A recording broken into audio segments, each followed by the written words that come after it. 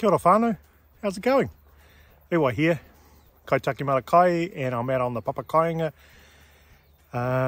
Just giving a bit of an update on what we're doing and having a look at our hua whenua and how we're growing and what they're looking like. So got some pics and a bit of an update, and I'm just going to do a bit of rounds just to show you what's going on and how things are tracking along for us. Cool. Thanks for joining us, and we'll see you soon.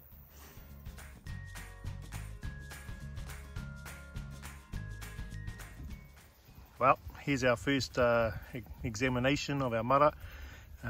These are the potatoes. They've got three different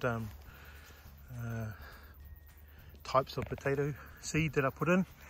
Now, I've already piled it up a bit once in regards to layering our soil, and I'm going to probably put another layer on these here, and I'll just layer up the rows and just allow the potatoes to grow. But I'm pretty stoked with it. Those have come through.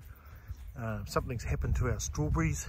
I'm not quite sure what's happening there, but here's another one of our Māra, and these are some more.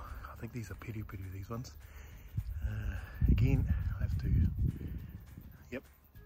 put some more soil in as the shoots start to grow through.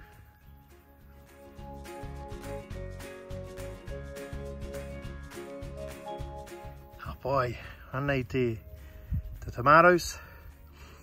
You'll see some leaves at the bottom. Again, I've talked about this on previous videos, but just a ongoing update, remembering you break off the lower shoots, and that's what these are being about. I've actually cut off the lower offshoots or branches, particularly down below, and then also pulled out. You'll find in the tomatoes they'll have a rito that comes through, like this one just there, that's coming through. So we just pull that out, and you're wanting pretty much this line here. If you follow the trunk, you want the line to grow up and eventually grow up. So it's putting all its energies on the main shoots. I'll take this one off, so I'll just cut that off, or pinch it off, and eventually this will grow up and the fruits will come off like you see here with the puti. Those are actually, they'll turn into tomatoes eventually. But I've just had a quick look. Like, there's another one just in there, puti. Just had a quick look.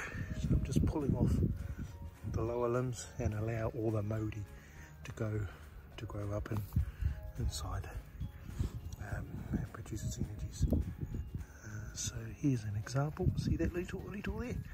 You've got your main trunk, and then you've got a branch a peka that comes off, and then you have a rito that comes up in between.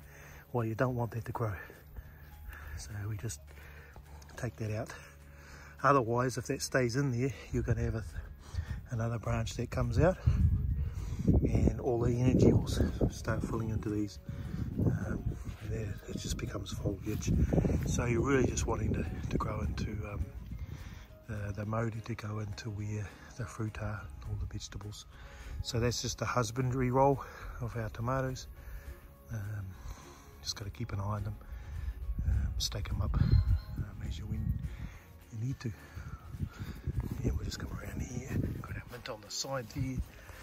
So like this one here. See the trunk goes all the way up. So that's your main feeder. And your branches, peka coming off. See, there's one. I think there's one up the top here. Just in here. So I'll just take that one out. Pinch it off. You don't want to, otherwise it's going to spin its in here because the trunk's twisted a bit here. So I've got some puti coming off. That'll turn into tomatoes. And this will just keep growing. I'll actually, that bottom one I'll take off, but I'm just waiting for it to get a little bit bigger. But I will take that bottom one off, and probably this one.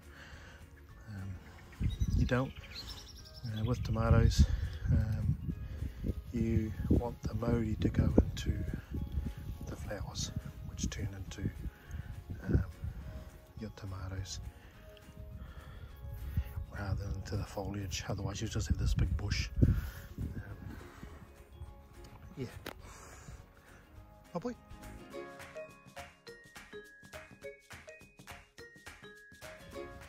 And here we are back at our, this is the guard or the Māra that we left, let it lie for a year, and we're putting things back into it, compost, and that picks up the te ao tūroa and the Māori component of Māra clay in regards to soil health, energy, nutrients and so forth. So those are the potatoes that we put in here. As a first off, next year I'll plant something different. And in the back there we've got our, where we planted asparagus that hasn't come through, and along there we use some of the topsoil over to that blue bin. It's where our kumara is. I'm just doing up some tupu back at home, and I'll bring in some compost and I'll plant out that there with kumara. It's getting a little bit late, but we were able, up north here we have the advantage of having a longer kind of a summer, so next week or so, but I'm away for 10 days, so yeah, it's good to have a bit of a catch up, see what's going on. But generally for what I've planted here, I'm pretty happy with where they're going, and this is the Māra that we're leaving for this year. We're just letting it rest. We're on the whānau, he mihi mahana ki a koutou, e mā takitaki ana, e tautoko hia te kaupapa o te Kaitiaki Māra me te mahi o te Papakainga. Yeah, food security and sustainability, thinking about how we can grow food for the generations, like our asparagus. When that starts coming through, it's 20 years of food, a legacy building.